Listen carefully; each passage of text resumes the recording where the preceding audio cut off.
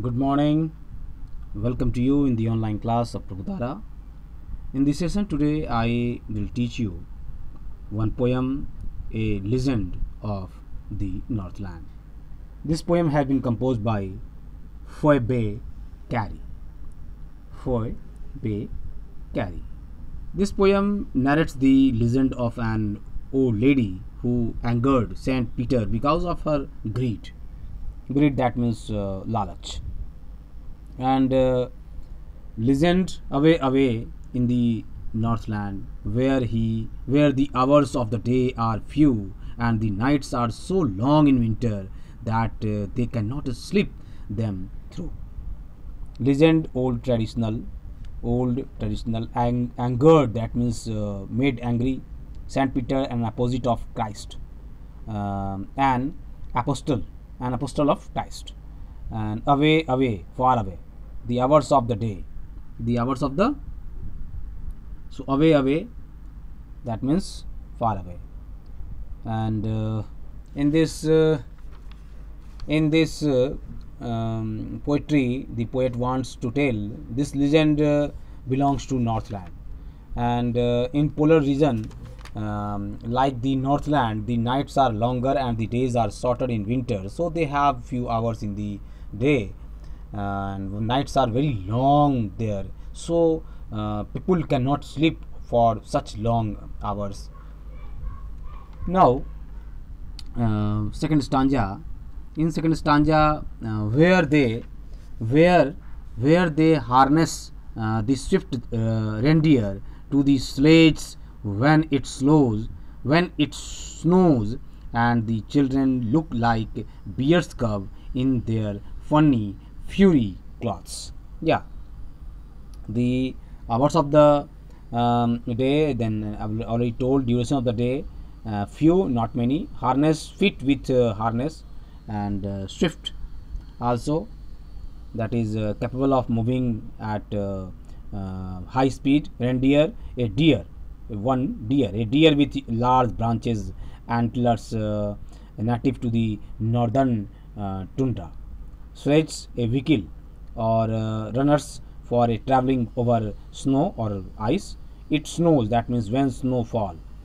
Okay, cubs, cubs, cubs, that means the youngers of a bear, the young one of a funny means causing laughter or amusement. And fury, by fury means made of fur. And now in this stanza, where they harness the swift reindeer to the sleighs when it snows, and the children look like beards curve in their funny fury cloths.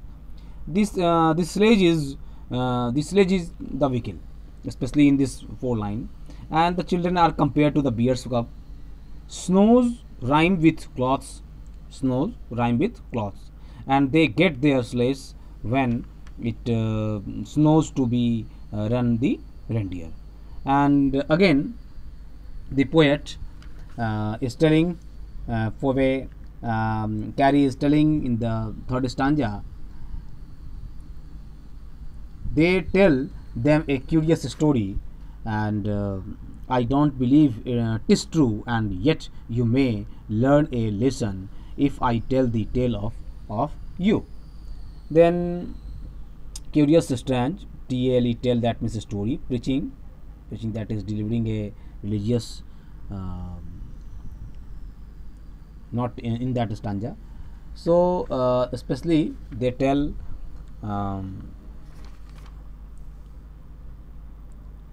yes, they tell them a curious story. I don't I don't believe, and yet you may learn a lesson. Stanza number. Now see, once when, in same stanza, once when the good Saint Peter lived in the world below, and walked about it preaching, just as he did. In this stanza, and before all the upper stanza and this stanza was the good Saint Peter is an apostle of the Christ, and he lived in the world at the time of the event, and he walked, the poet is telling that he walked about the earth teaching the gospels of Christ to the people. And again he tell, he came to the door. He once when the good Saint Peter lived in the world below and walked about it preaching, just as he did, he came to the door of the cottage in traveling round the earth, where a little woman was making cakes and baking them on the earth. Saint Peter came to the door of the cottage. Yeah, Saint Peter came to the door of a cottage and he traveled round the earth preaching people. The little woman was making cake and baking them on the hearth. Earth, here in this poem, earth rhymes with hearth. Earth rhymes with hearth, Hearth, and being faint, next Sanja, and being faint with fasting. Faint, that means faint, just like unconscious, and fasting, for the day was almost done. He asked her from her store of cakes to give him a single one. Single one. The Saint Peter was faint because of fasting and traveling. Saint Peter was faint because of fasting and traveling. He asked the old lady. For giving him an only cake. The line means that the day was about to come to an end. And in this poetry, done rhymes with one. Done rhymes with, yes, one. Now, so she made a very little cake. Listen very carefully. So she made a very little cake, but as it baking lay, she looked at it and thought it seemed too large to give away. Yeah, see in the little, she is just like refers to the little lady, and she was very greedy. The lady was very greedy. She did not make an usual cake to save some dough, and she made a very little cake. She did not give that little cake to Saint Peter because while she was baking the cake, it appeared too large to give away. Okay, and now next for she said, said next Tanja. Therefore she needed another and still a smaller one, but it looked even when she turned it over as large as the first had done. Then she took a tiny scrap of dough and rolled it flat and baked it thin as a water, but it could not part with that, for she said, my cakes that seem too small when I eat of them myself are yet too large to give away, and so she put them on the shelf. Wow. She refers the little lady. The old lady was very greedy. Her greed made her think so. She was too greedy to part with anything. She could not sacrifice even a wafer like cake for Saint Peter. So she placed all her cakes on the shelf. And myself in this poetry, in this line, myself rhymes with shelf. Myself rhymes with self. Then good Saint Peter grew angry, for he was hungry and faint, and surely such a woman was enough to provoke a saint. And he said, yes, listen. Then good Saint Peter grew angry, for he was hungry and faint, and surely such a woman was enough to provoke a saint.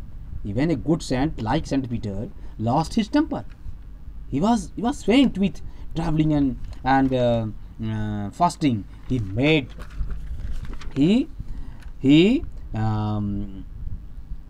Traveling and fasting, he asked for only one cake, and this lady did not oblige him. He made Saint Peter angry.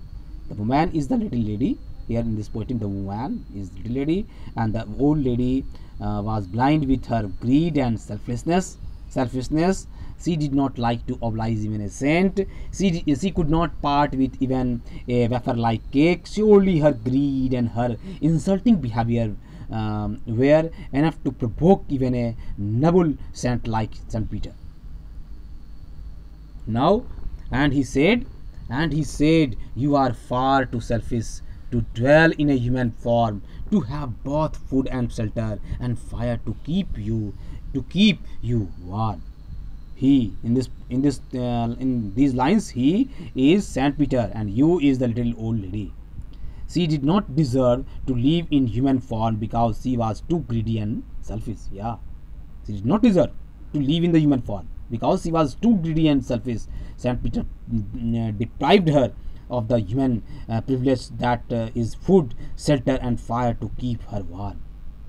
Form rhyme with warm. Yes, in this line.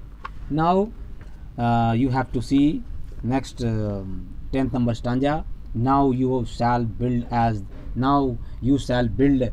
the birds do, and shall get your scanty food by boring and boring and boring all day in the hard dry wood. Saint Peter punished her by changing her into a picker to live in trees and get her food by boring in the hard dry wood. Yes, the greedy woman deserved the punishment because she was utterly selfish and greedy. The word boring has been repeated thrice. The lady who was changed into a bird was further cursed that she will get a little food after hard work. And food here rhyme with food wood. Food wood. Yes, rhyme with. And now 11 number. Then up she went through the chimney, never speaking a word, and out of the top flew a woodpecker, for she was changed to a bird. To change to a bird. She is little old lady. Saint Peter's curse had its immediate effect. The little lady changed into a bird, and the old lady went up through the chimney. She did not utter a word and flew away. Word word rhymes with bird. Word word word rhymes with bird bird bird. Now 12 number. And every country school boy and every she had a yes she had a scarlet cap on her head, and that was left the same, but all the rest of her clothes were burned black as a coal in the flame.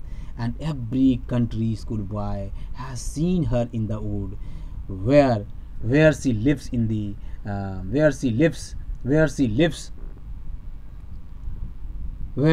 in the trees till this very day, boring and boring for food, for a carry. Yes. Now the legend of the old and greedy lady has become a part of the folk lore of the Northland. Every country schoolboy knows it. The legend has been passed on the orally from St. Peter's times to the coming generations. Every country schoolboy asserts that he has seen the woodpecker. She lives in the trees of the forest till this very day. It means that she is still very greedy with her food. Here in this stanza, wood rhymes with food. Also, wood w wood rhymes with food. Food. Food. And this poem has been composed by Phoebe Cary, and this is the form of the poetic device. Yes, ballad. A ballad is a song. Ballad, B-A-L-L-A-D. A ballad is a song narrating a story in short stanzas. Ballads are a part of folk culture or popular culture and are passed on orally from one generation to the next, a legend of the Northland is a ballad. Especially, I want to tell in the whole what is the central idea. What does the poet want tell you? Listen very carefully. A legend of the Northland. The especially the poem relates to the Saint Peter, and in this poetry, it is a legend of Northland. Once Saint Peter was faint with hunger and travel. Listen very carefully. And he came to the door of a cottage where an old lady was making cakes. He asked her for a single cake. She made a very little cake, but it seemed to her too large to give away. She made yet another cake, thin as a wafer, but she could not part with that also. Such was her greed. Saint Peter got angry at her greed and selfishness. He said that she did not deserve to live in human form and have food, shelter, and fire to keep her warm. He changed her into a woodpecker so that she might live in the trees and bore all day in the hard, dry wood to get her scanty food. Now this is the poetry for where Carey has composed it. Now what you have to do, I will write on the WhatsApp. Okay, thank you.